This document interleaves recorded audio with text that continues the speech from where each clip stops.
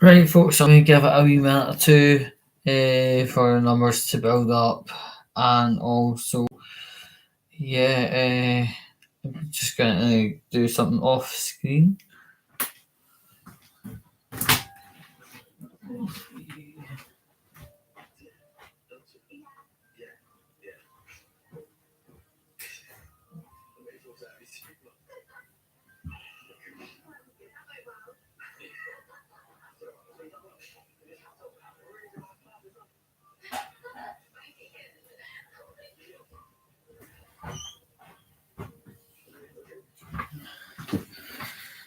Right.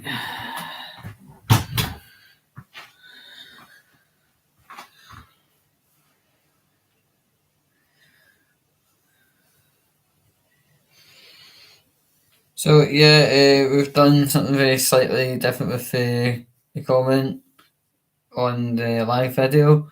And hi, Craig. Yeah, we've done something different with the comments. So hopefully there'll be a wee bit of more audience, etc. And I'm not saying we're hitting the bottom of the barrel, etc. But yeah, I give it another couple minutes, maybe like another minute and a half actually, and get cracking right on this fucking shit show I want to talk about. But I think it's good to talk about it, and yeah, I mean, it's not what you call a. It's not a rare image to see, but to see it in the parameters I saw it, horrendous, horrendous. But anyway, I'll just get a wee maybe a minute, and then we'll get rattling right on with this. You'll probably be coming through Facebook to watch this video, which is absolutely fine. Yeah, actually, might get myself a wee drink just before we start, because this is going to be one fast moving gravy train.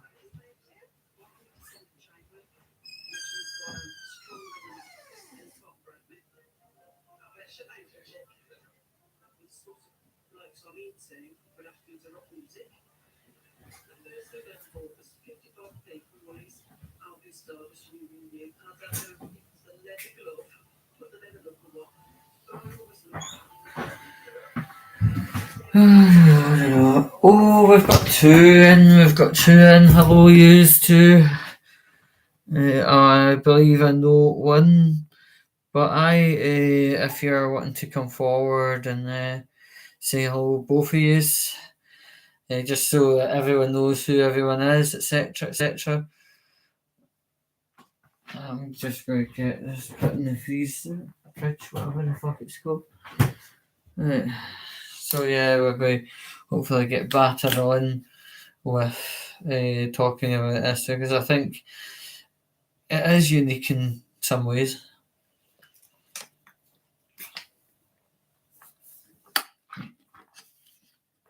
Right. Okay. I have a criterion for doing lives. It is, don't worry, when I'm holding it up like this, I'm not a slacktivist. I'm actually just showing you a tool that I use to mark against when I'm about to do a live. Like, okay, so a few things here, four things I want to batter into.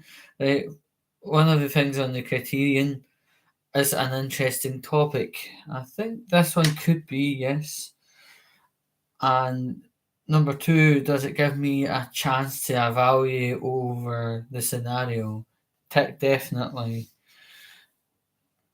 Number three is looking at different options. Tick. And number four, scope for a comedic edge. Well, I'm not too sure about number four, but I'm sure I've quite comfortably netted 3 out of 4, which is obviously a going forward type scenario. So there we go. I've changed the type of work I do, right? that angle's doing my tits in. Anyway, I've changed the type of work I do. Although it's the same type of work, it's a different type of shift, right? And you know, it's evening work. So when I come off shift, I'm shattered because, like the jobs I've been doing since I first got myself a job, it's very physically demanding, extremely physically demanding. And when I get to clocking off time, I'm out there like absolutely nobody's business, might I say. And I get myself straight to that railway station, right? And today of all days, I didn't actually realise there was some kind of football event on.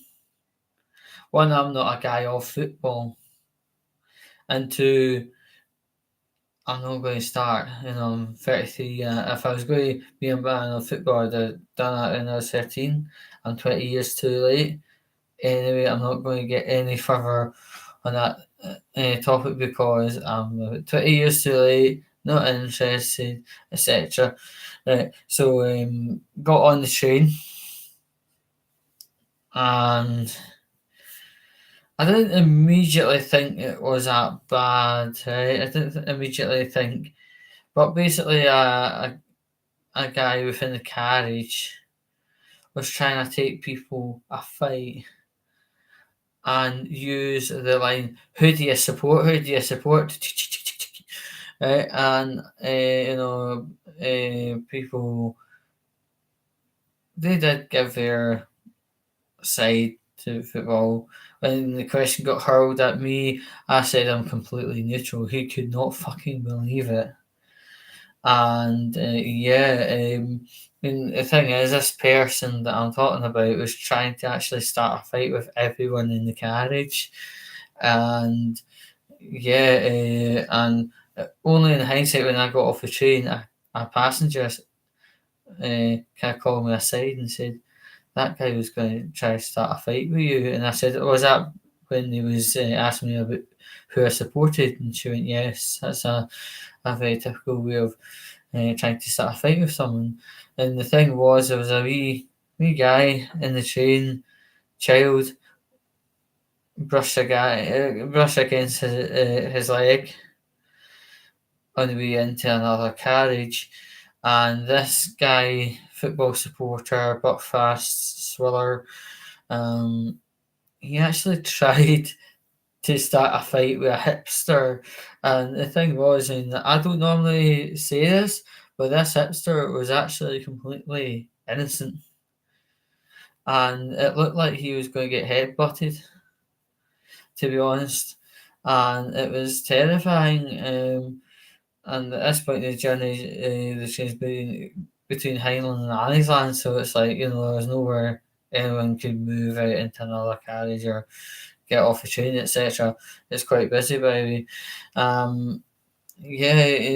He's been loud, obnoxious, and again, when he asked me the question, "Oh, so you're neutral? Oh, I bet you're a Rangers fan." And then he did this, and it was fucking disgusting. He says, he went into his pocket and went, "This is what I think of the Queen," which is absolutely abhorrent. Whether you like your Queen or not, it's just fucking disgusting. Right? And I just like that and just went, put a finger away, don't be daft. Right? A guy I would say be 26 years old. And when I got to my home station, the hipster guy, a mother and a child got off, and the mother and the child kind of brought me and the hipster lad closer in the station. She asked both of us, "Were you okay?" And yeah, I was okay. I was worried severely because it looked like a hipster was going to get a head bashing by this football supporter who was obviously off his face in drink. And apparently she had conveniently and quietly contacted the BTP for assistance. And at that point, when we all gathered together, I thought we were maybe just holding on until we got a phone call back. But she says she didn't believe that we would needed to be about just head home and be safe, etc. So yeah, and she was on the phone when she got to the top of the hill, and a bloke said to me, "That's probably the police." So that's that. I mean, the reason that she phoned the police was her daughter, who was sitting beside her, actually got threatened by the man with a knife. Right? And this man, you would think, given the behaviours I've described, this is some, like 40-year-old arsehole. No, no, certainly not. No, definitely not. And it was a guy, I would say, probably between 25 and 28. Let's average it out at 26.5. And for a 26-year-old to be acting like that is truly, truly disgusting. You could tell what kind of guy he was, a bit fast, but on visible vicinity, and trying to do these drunken philosophy lessons. And when somebody asked him, "What do you work as?" he says, "Oh, I just go about my business and having fun. That's not a job." So it was like very red flaggy replies, like, "Oh, I just go about the place and have fun." It's like, okay. Uh, and these was it drunken inspirational quotes lot of box, like I say, and yeah, you can't be philosophical one minute and want to knife a lassie next. It just doesn't work. You don't get both sides of the table. But yeah, got off the train. I mean, the thing was, it was quite a warm train, and we were already exhausted from a hard graft.